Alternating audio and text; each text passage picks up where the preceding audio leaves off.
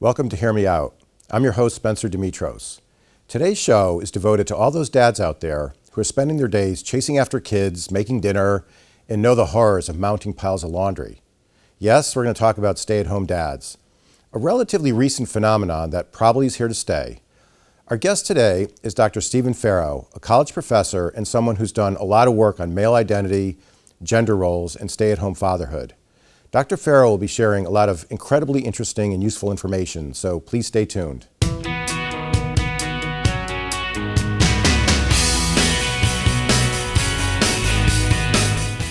We're honored to have as our guest today Dr. Stephen Farough, Associate Professor of Sociology at Assumption University.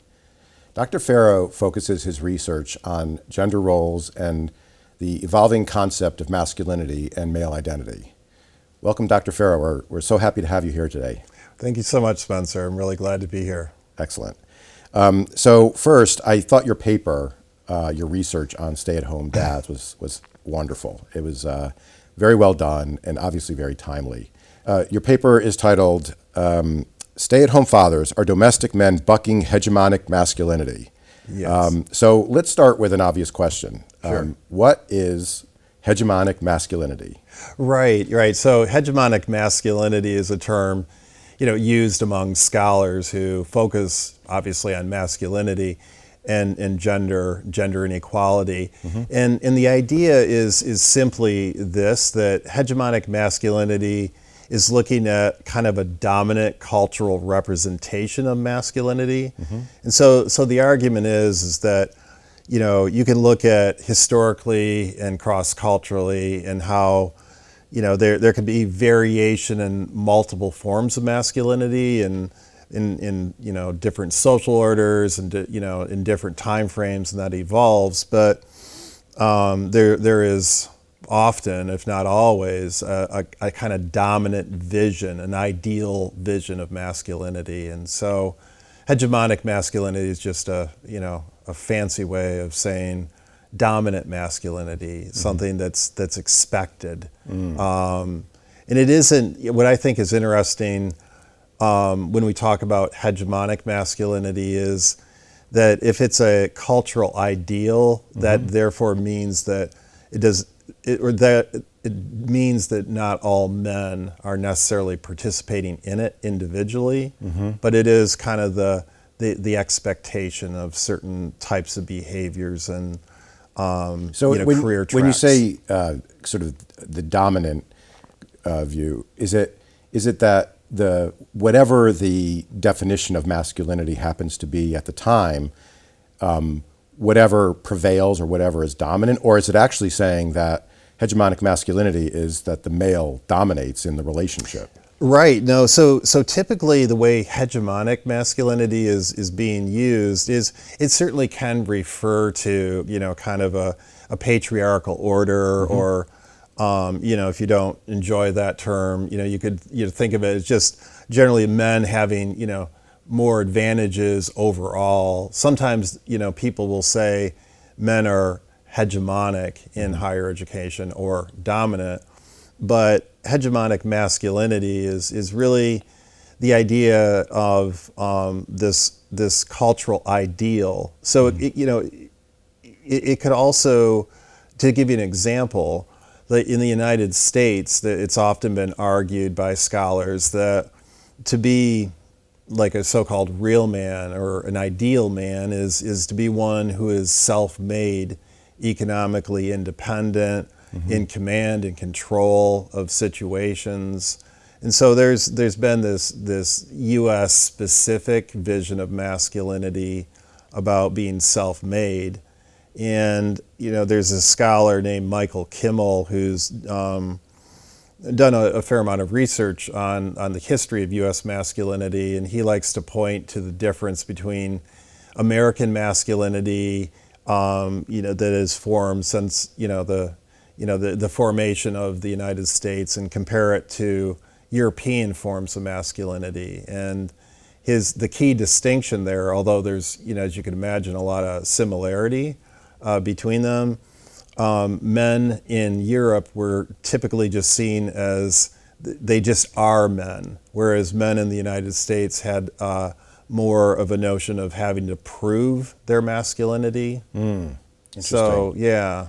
Interesting. So in some ways, would you say there's more, if that's true, and if you agree with that, then there's more pressure on men in the United States to somehow, achieve some ideal, vision of what a man is? Yeah, and it's interesting because I think, perhaps that could be. I certainly enjoy the idea of someone who's, experienced a rags to riches story and those things, and it's not to throw shade as my, as young people would say on it necessarily, but I think the idea too, that masculinity, femininity, maybe non-binary identities, et cetera, right? How gender kind of morphs into sometimes more than two. Yep. All that stuff. A lot of the scholarship would highlight how influential other social systems are. So the United States being formed as a democracy, although at the time of its formation, right, we had chattel slavery and really questionable, even awful, treatment of Native American people, right? And so we had all that, but we also had an emerging capitalist economy. And so, being self-made as an ideal type for masculinity kind of pairs particularly well with capitalism. And of course, in Europe, right, capitalism's there, but they also had, the monarchy, feudalism. And so that caste-like system, I think the argument goes, just kind of places you in a role more so arguably than here. Sure, makes sense. So the concept of potentially having to prove your masculinity, or where your masculinity, is looked at either from yourself or those around you, actually is kind of plays in to some extent with the research you did on stay-at-home dads. So why don't you tell us a little bit about your research? Sure. I read, as I said, I read the paper. I thought it was very well done. But a little bit about what the purpose of the study was, how you gathered some of your data, and then maybe some of your more significant findings. I got you. Okay. Yeah. No, that sounds great.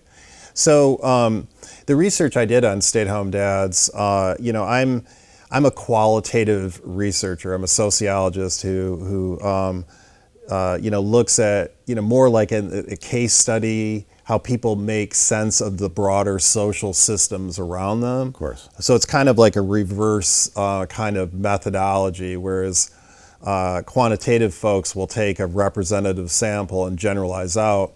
I look at generalized systems around like masculinity and the expectations around it, and then focus in on a particular group. Got it. So that's to say that stay-at-home fathers interested me, and it kind of goes back to the title of the paper about stay-at-home fathers, and are they bucking the trend of dominant or hegemonic masculinity. And so I became interested in, what is it, maybe the lived experiences of men who are arguably not in a place of hegemonic masculinity, if we think of hegemonic masculinity in the context of financial independence and access to power and resources and having great social networks to other professional people. What does it mean to go into that space? So I'm often interested in the outliers too, as well as like what are the more dominant trends. So sure. And I think the other part that became interesting is there's obviously there's been a significant amount of change in the gender order. And I've always kind of appreciated that as much as we might have this idea that gender just, seems to go back for a millennia and things are always the same, and then suddenly there's change. I have a sense, historically that there's been a lot more change than maybe, those outside of the scholarship might think. But there has been a lot of change. And, we think about work and family, a lot in the United States, and how the rise of two income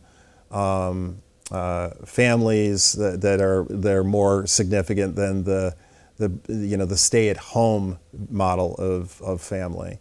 And so with all that change, it became particularly interesting to see a population of men start to take on the role of the primary caregiver in a household, and what was driving that. So when you go to throw out a fun fact, that in the 1970s, the U.S. Census Bureau, I believe it was in somewhere in the mid 1970s, the U.S. Census Bureau said that there were literally 5 stay-at-home dads in the United States.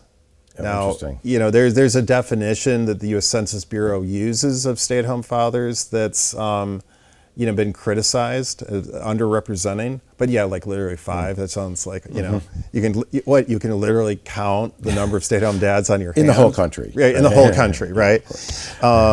Probably not an accurate one, but it's just kind of a funny anecdote. But you fast forward to today, the U.S. Census Bureau would say there's about 200,000 stay-at-home dads. Wow. The Pew Research Center, all these fun facts, they would say, no, that's wrong. It's more like 2 million fathers are stay-at-home dads. So, whatever measure you use, there's been an exponential increase. I think the key difference is how the U.S. Census Bureau, they say in order for you to achieve the status of a stay-at-home dad, you have to be the primary caregiver and have not worked at all for at least 1 year. Oh, interesting. And Okay. the Pew Research Center says, sure, you're a primary caregiver, you could have some employed work, and that's how they define it. And then, of course, the numbers go from, say, 200,000 to 2 million. And are those numbers continuing to go up? And do you think they will continue to go up? They've plateaued. I actually, some of this research is, I was thinking like, some of the stuff I've written on it, I was drawing from research around 2014 and the U.S. Census Bureau around 2010. There's been a slight downtick in the number of stay-at-home dads in 2020's U.S. Census Bureau counting. What do you think the reason for that is? That's a good question. It's a slight downtick. So it's like from say about 200,000 to about 190. Right. So it isn't like, it could just be statistical noise, if you will. I would think with, just the incredible proliferation of work from home generally, that has to be sort of just confounding the data on who's a stay-at-home dad, who's a stay-at-home mom, right? Because it's more and more people are home, and some of them are they're working, but there's not as much of a bright line between who's the caregiver. So I can see the that blurring, making the data a little more blurry. So and what are some of the conclusions? What are some of the findings? Some of the more interesting things that maybe surprised you when you talk to your subjects about how they felt about being staying-at-home dad and that sort of thing. The thing is, like I was talking about, we started our conversation of talking about hegemonic masculinity and this dominant type, and so some of the dads are like arguably, they're moving into a role that culturally isn't, at least initially, wasn't seen as something that men did. Right. And so a lot of the dads in their lived experience, I would interview them, and many of them felt very invested in the idea that parenting should be seen, or fathering, mothering should be seen more in a gender neutral sense. And they were, a lot of the dads were talking about, like, I don't know, being the only father at the Mommy and Me class, right? The very title of a Mommy and Me class, and then there's a dude there. Right. So, they would reflect on that and feel sometimes maybe seen as being suspicious to some degree, like what's up with this father at home with a child. And it wasn't, as though they were trying to like recount like horrific examples of discrimination Sure. per se, but there was a sense of isolation. Right. And so they felt in many ways that they wanted to come across as just sort of like, yes, I'm a man, but I'm a caregiver. And they wanted to, they seemed invested in seeing that space become more degendered, if you will. Sure. Right? So it Sure. isn't, that they didn't stick out as much like a sore thumb. Right. And so that. Yeah, that's interesting. Did you get a sense of whether those feelings of, I guess you could call it stigmatization, right? Right. That they were coming from, within the dads, or, and therefore almost like they were not imagining it, but Right. it was I get almost you. like imposed Yeah. from inside of them. Versus, were they really getting some cues from the people Right. around them that Yeah. like it was a little weird, or something? Right. So Did you get a sense at all? Yeah, and that is a sense. Yeah, that definitely there were, let's just say, more than a few of the fathers I spent time with interviewing that would recount specific incidences, say at the playground, and sometimes they kind of like laugh it off, but they seem to be formative. Like there was a father that was telling a story where he was playing with his, I believe it was his daughter and some other kids, and this mom came up and said, "That boy better be yours," really, aggressively, and he just kind of took it to be like, "Whoa, you think I'm like this sketchy dude on the playground?" And Right. he didn't like it, but he also Yeah. thought it was like a bit over the top. Yeah. And clearly, a lot of the fathers did not experience things that were so confrontational, Right. but they did, in some cases recount like a father I remember was offered to have their neighbor's kids spend the weekend at his place, so they could go away, and the neighbor said, "We just don't feel comfortable with you as a man taking care of our child." And so Yeah, interesting. So there are some cases of that, but there is, I think, the broader point that you're making is, well, what about just that, that cultural vision of masculinity, and is that playing out in their heads? And I would imagine, I think there's evidence of that, and I always say I'm a sociologist, not a psychologist, so I'm looking at, broader patterns and how people make sense of those broader constructs that might confront them. So, That's interesting. Yeah. I've read some, just some papers about, our kind of educational system, and that some view that it's problematic that there are fewer men going into the early years of, teaching, first, second, third grade, kindergarten, and that, boys need role models in school at young age, at their young ages.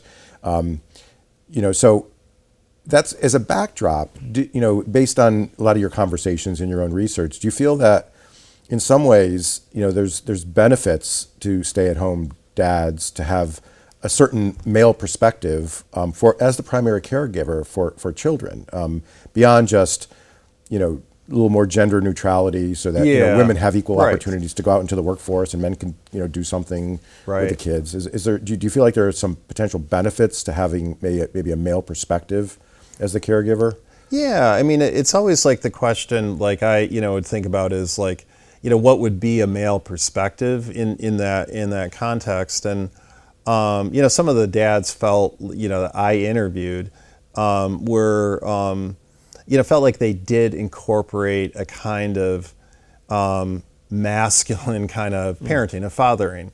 And it kind of harkened that, on the one hand, they're doing all the things that you would expect a stay-at-home parent to do, and a lot of the fathers I interviewed, they were higher income stay-at-home dads, and the research shows they're stay-at-home dads that are more working class and economically stressed, and then there are dads, stay-at-home dads who are, quite well off. It's kind of bifurcated that way.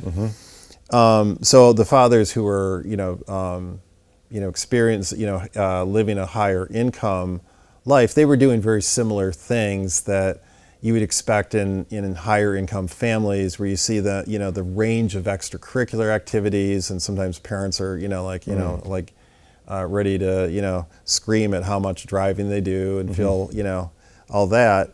So they're very immersed in their children's lives. They take their educational development seriously. All those things that you see a lot of moms doing who are at home, but they're also they would also make points about being maybe like, you need to do this, to dole out more chores, or you need to figure it out on your own. So there was kind of like, they saw that as kind of a distinctly masculine vision. And of course moms could do the very same thing, but the way they interpret it is that's a way to define their masculinity in this domestic space. Yeah, for sure.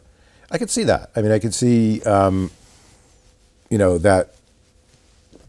they're probably very invested in raising the kids, and that they probably take a lot of pride in how they do it. Yep, right. And that they view certain aspects of masculinity as being particularly helpful. Right.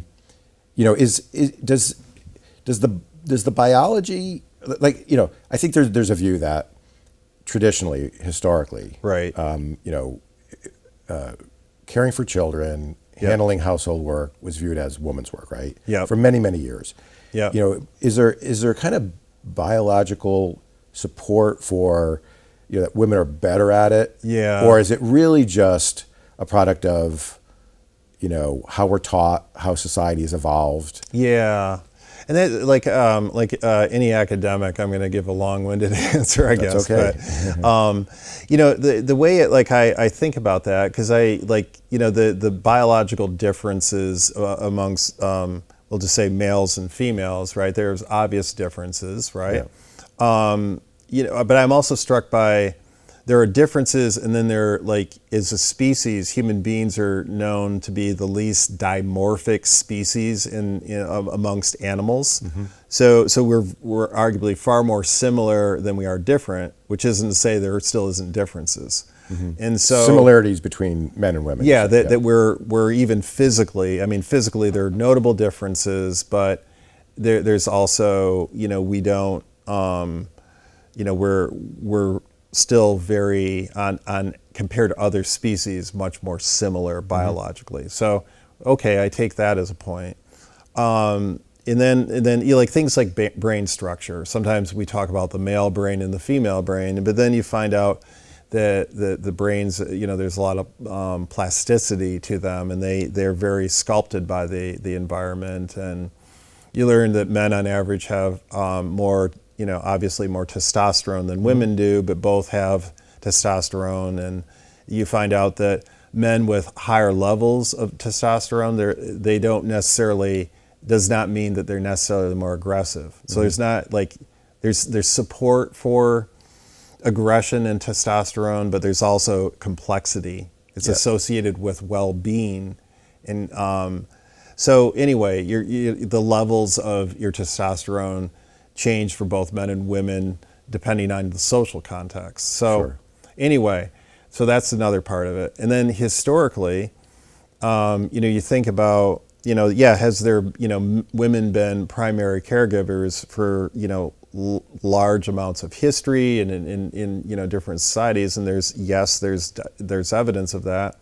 There's also evidence that that you can look at men and women as both being heavily involved in parenting, even though there could still be that gender division. It's like working outside the home is kind of somewhat of a modern invention. Sure. Right. And so I'm always struck by, the Industrial Revolution and how it's created the public sphere for men and work, but in women, the domestic sphere. But, even the United States prior to the Industrial Revolution, both men and women, generally speaking, worked together, say on, in agriculture. And there was still that division of labor, but women were economic producers then. Right. So anyway. And they were both in close proximity to the kids and the house, yes, right? Right. Yeah. So there's kind of that vision of colonial America, and fatherhood back then was much more involved and hands-on, even though,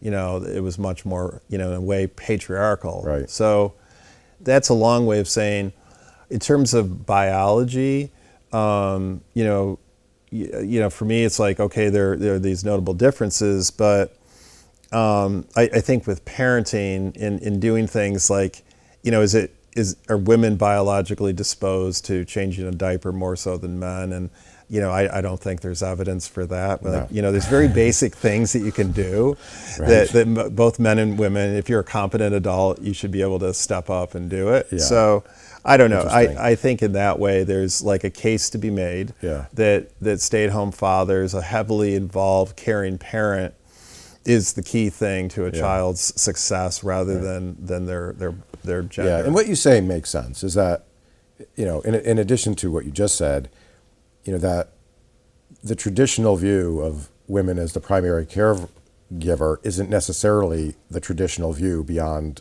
the last 150 years. Yeah, right. That maybe that's a misperception on all of our parts, right? Yeah. So that's interesting. So we talked a little bit about the stigma of men staying at home. Yeah. And that has to do with other people's perceptions and how that might make a man feel that stays at home. I hear you. Apart from the other people's perception, did you get any understanding of how these men felt about whether staying at home affected their feelings of masculinity kind of from within?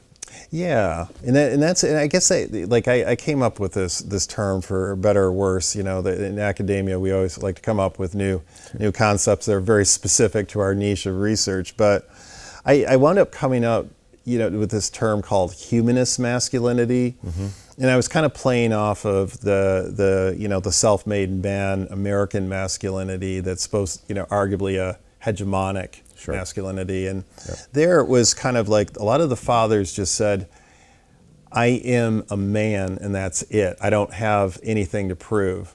So one father who was a veteran, he's like, I used to blow up stuff and shoot guns. What could be more manly than that, he quipped.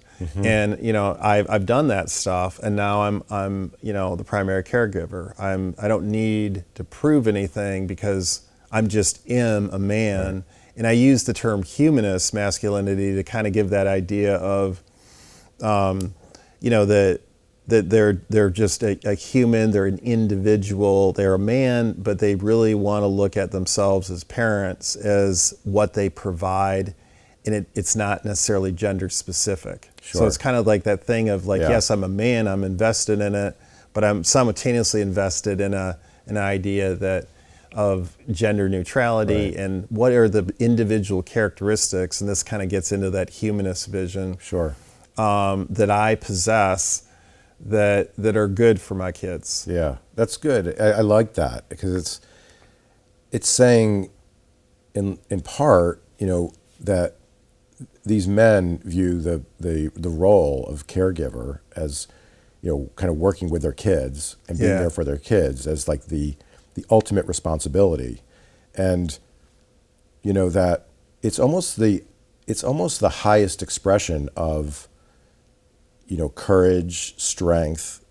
to be comfortable with your manhood, despite the fact that maybe other people might have a different perception. In many ways, it's kind of the ultimate expression of independence and kind of self-determination.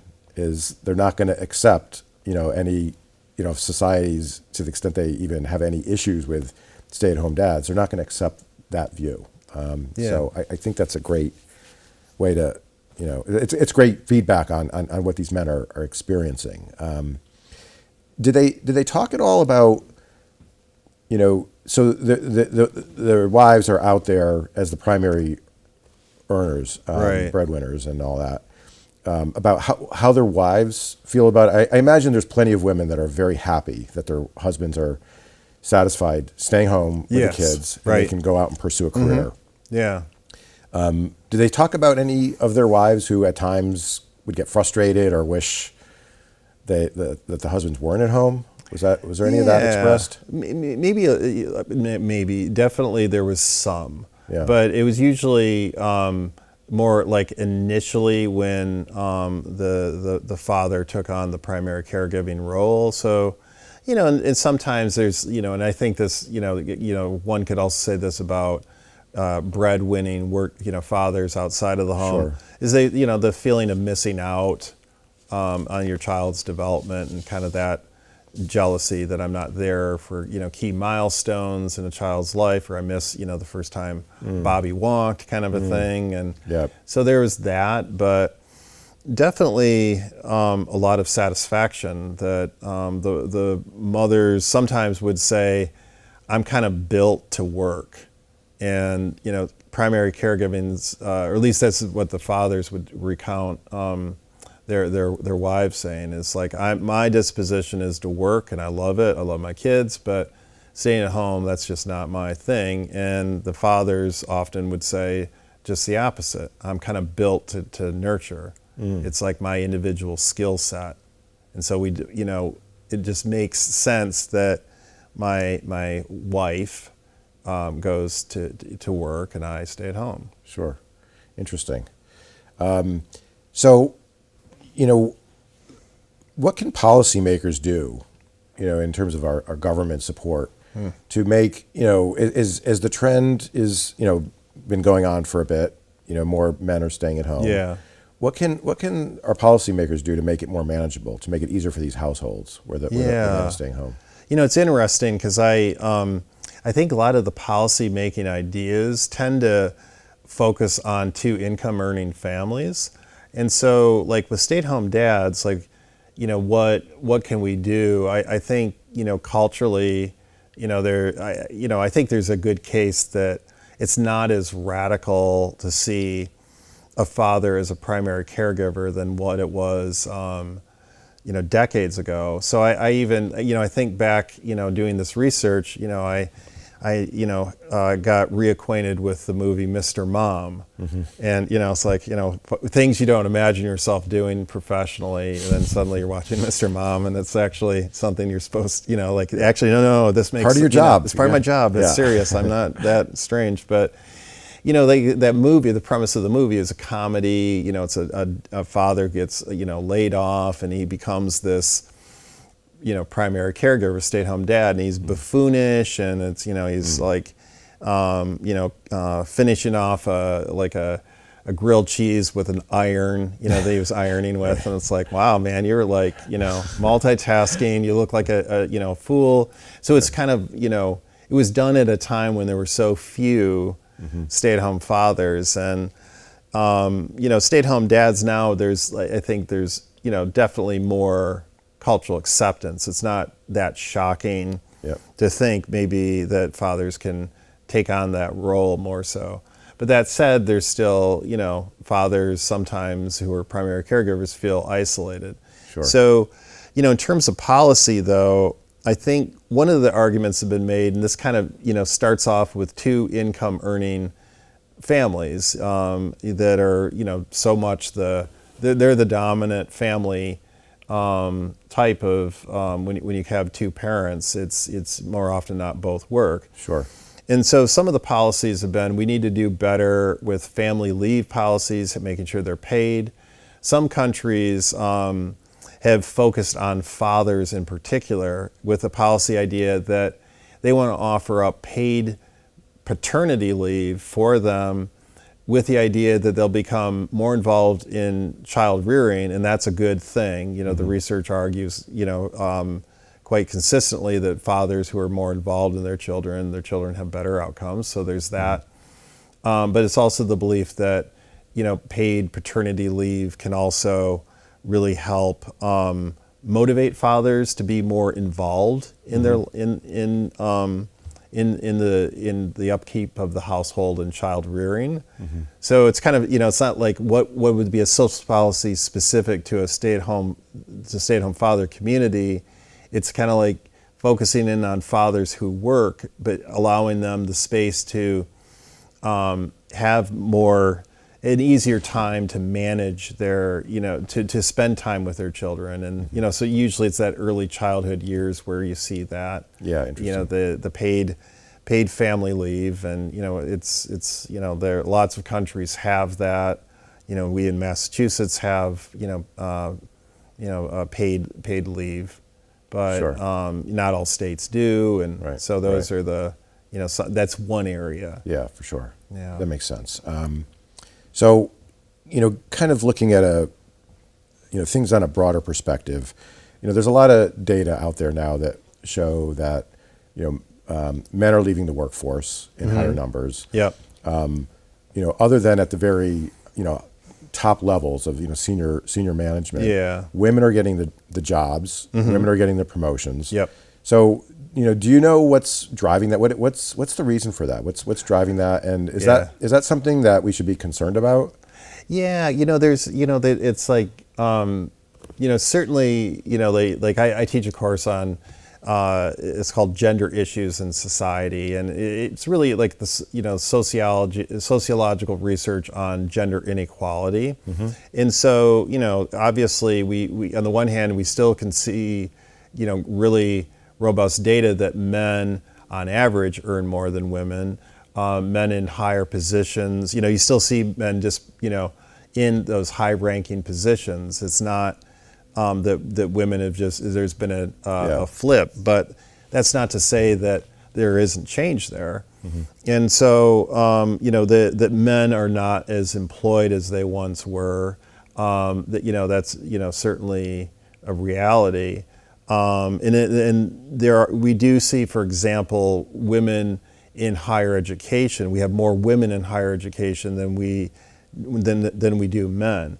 Women tend to do better academically in higher education than do men. And so sometimes there's this like, whoa, what's happening here? Men used to be in these, they're not as you don't see as many of them. Sure. in college, for example. Also, paralleling maybe a drop with, also paid work.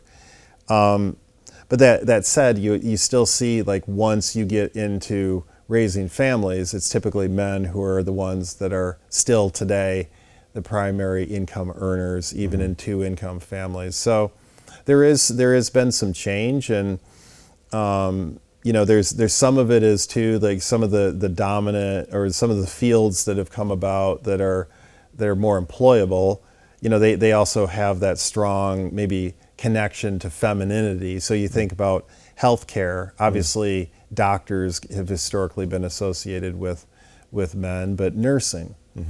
That nursing has often been seen as a place of opportunity to earn a good middle class wage. And Sure. Men, there are more men in nursing now, but there's a stigma there. Yeah. So some of it is like the new employment opportunities might, if you have more traditional views of masculinity, you might shy away from those. So Sure. some of it's been argued that it's men also need to adapt to the modern world, which is maybe feels like a hard, a tough love approach. Sure. But some of these employment declines is also, it's not necessarily that in competition with women. It's also just certain jobs being eliminated through the evolution of the economy and the like. So Interesting. Yeah. So some of it has to do with just the types of jobs that are becoming more available, and that there's somehow sometimes more aligned with kind of traditional views on what men and women like and what they're good at. So I think that's interesting. So before we wrap up, there's, and this is going to go really big picture, high level. There's a lot out there now about people saying, this is just a very difficult time for men. Men are struggling. Men are suffering. Yeah. A lot has to do, in terms of what is being said, about the changing views of what it means to be a man. Right. It's just harder to be a man nowadays. What do you think about that? Have you? Yeah. Do you know what I'm talking about? No, I totally do. It's all over Totally the do. internet. Yep. Right? Oh yeah. I mean, there's often like you see that argument being made, like boys in the education system, or they has education become too feminized, and are the boys not doing as well? And so, I definitely, think a lot about that. And on the one hand, I think like some people have made the case that men have historically had, compared to women, so much advantage to public amenities and power and privilege and all that. And so the very fact that maybe they're competing with women now, they're confusing a decline in status with this is just what democracy and equality looks like, which is kind of like a snappy, hard thing to say, right? Yeah. Like toughen up, Right. Don't be a baby that you have to compete with other people who might be better than you at a job when, the other person just happens to be a woman. Tough luck. But there is a case to be made that, if you feel, if gender is such a, as an identity is so important to create meaning in your life, and you feel confused and you're like, well, what does it mean to be a man? And what do I do with all these cultural changes? And, is there, are we just talking about toxic masculinity? What are the types of masculinity that are out there that are good and viable? And I think there's a case that could be made that we don't see viable, culturally celebrated forms of masculinity that are better paired with the 21st century. That are sustainable, right? Yeah. In our changing times. Yeah. Yeah, that's a great point. Well, I want to thank you so much. This was wonderful. Really appreciate you being here and sharing all your insights with us. So thank you so much, Dr. Farough. We really appreciate it. Spencer, thank you so much. It's been really fun being on your show.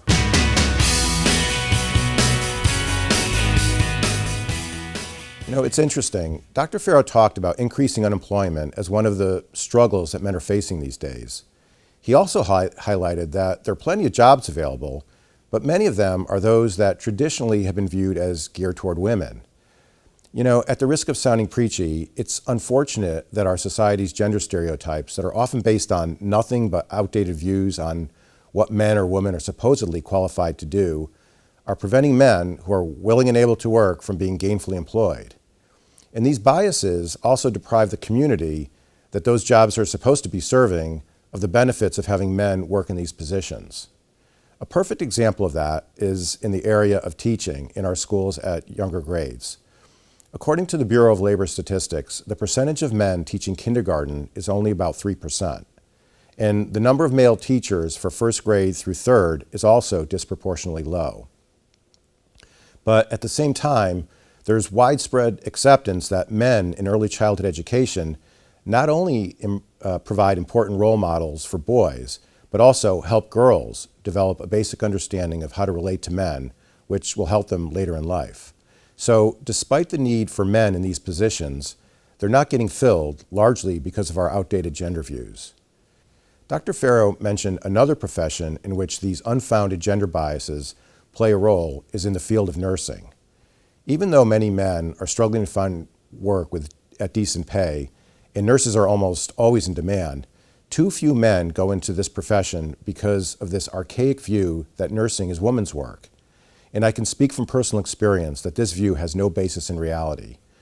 When I was in my mid-30s, I was hit by a motorcycle as a pedestrian, and I nearly lost my life. My liver and spleen were lacerated, and I had about a dozen broken bones. They had to perform my surgeries over the course of an entire week, and the last bone to be put back together was my pelvis. I got to tell you, lying in bed for almost an entire week with a broken pelvis wasn't fun, but the worst was when they had to move me. I can't even describe the excruciating pain I experienced. Sometimes I would yell so loud that my parents had to leave the entire hospital floor because my screams could be heard all the way down the hall, even with my hospital room door closed.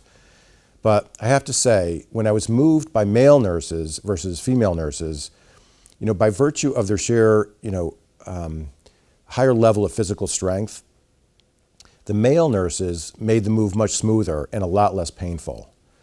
And anyone who's ever worked in a hospital can attest, the physical demands of lifting patients is an everyday challenge of being a nurse. So all that to say, the gender biases that impact job roles are not only bad for the men needing to fill those roles, but also for those who are the recipients of the services that they're designed to provide. So it's something that as a society we do need to work on. Before we wrap up, just a few words on my own stint as a stay-at-home dad and how much of what Dr. Farough said resonated with me. So I'd been working as an in-house lawyer for a public company that was acquired in 2010. And because the acquiring company, which was Hewlett-Packard, was pretty much shutting down our operations, most of the employees were getting laid off after the acquisition was closed.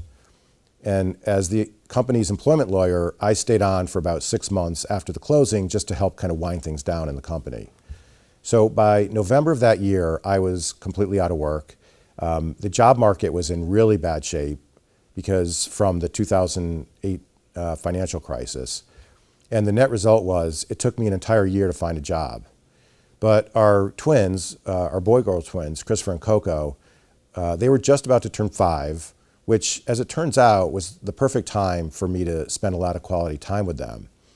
During this period, I was job hunting, but somewhat intermittently. It wasn't full-time, but it was maybe 20 hours a week. And I was worried about money. Although I had some severance and I had some unemployment pay, I didn't have that much in the bank, but I figured, worrying about it wasn't going to help things, so I made the best out of my time at home. One of the things I did was teach my kids to read. They were in a really good preschool, but I wanted them to have a head start. So I went to a local bookstore, asked the lady who worked there for some beginner reading books, and the kids and I would spend afternoons just sitting on the couch, learning the sounds that the different letters made, and then we'd read together. We also spent a lot of time outside, playing soccer, basketball, or just kind of running around the backyard.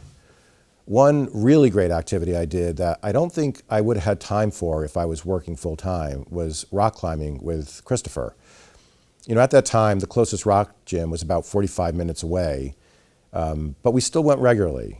I got certified as a belayer, which means it's the person spotting the individual on the rock wall and holding the rope that was tied to them so that if they fell off the wall, you'd secure them. It kind of became our thing, and I got to say, the memories that we created, I cherish to this day, and I think he does too. Another activity that I kind of stumbled upon was making cakes. So I used to sit at the counter, especially evenings, in the kitchen with my laptop open, and my thing was watching YouTube, mainly watching classic rock videos, just something I love to do. And the kids would sit on my lap and watch with me. And not that there was any benefit to the kids, but we enjoyed it. And we happened to just stumble upon a video of a baker. Her name was Liv Hansen. And she was on a show hosted by a woman named Lori Gelman. And in these videos, Liv would bake cakes for kids with all kinds of designs and images. And for whatever reason, these videos were just mesmerizing. So the kids and I would watch video after video of Liv and Lori making cakes that looked like, fire trucks, mermaids, caterpillars, trains, flip-flops. So after a while, the kids and I felt like it was our destiny. We had to try our hand at making one of these cakes. So we started with a robot cake. In fact, we made 2 robot cakes that we made for their 5th birthday. And we'll put up on the screen now a picture of the cakes. So obviously, since we have twins, of course, we have to make 2 of everything, including 2 birthday cakes. The robots, 1 blue, 1 pink. Huge hit at the party. And now we'll put on the screen probably the most ambitious cake we made. This was the princess cake. So if you look at the photo, you can see the turrets. You probably recognize those. Those are sugar cones covered with frosting and sprinkles. The windows are little, those strawberry sugar wafers. And I used just massive quantities of frosting because we kind of didn't know what we were doing. We were just following the video, and you basically use frosting to do like do-overs and cover up your mistakes. So what's the point of all this? Well, the truth is, even when I was decorating the princess cake or other things that normally are done by the mom, I didn't feel that my masculinity or male identity was being threatened. And I think that's consistent with what Dr. Farough said he found in his studies. I knew that all of the things that are either important or enjoyable for kids, a lot of them are associated with what we think of as things that the mom does, but they're important, and it's what the kids like and it's what the kids need. So to that extent, I felt secure in my fatherhood. To the extent I felt any insecurity, I guess it was about measuring up to the traditional idea that, of the father being the breadwinner and providing financially for the family. But even that, I don't feel it was really tied to my gender. I don't know for sure, but I think I probably would have felt that way even if I were a woman who, was in a position where she had to help with the family finances but found herself out of work.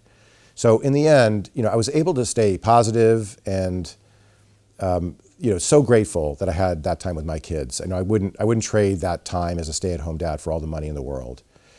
So anyway, those are just a few of my own thoughts, but I'd love to hear from you. So please do send me a note at spencer@watchhearmeout.com, which is my direct email, or you can just leave me a note straight off our website at watchhearmeout.com. Thank you, and we'll see you soon.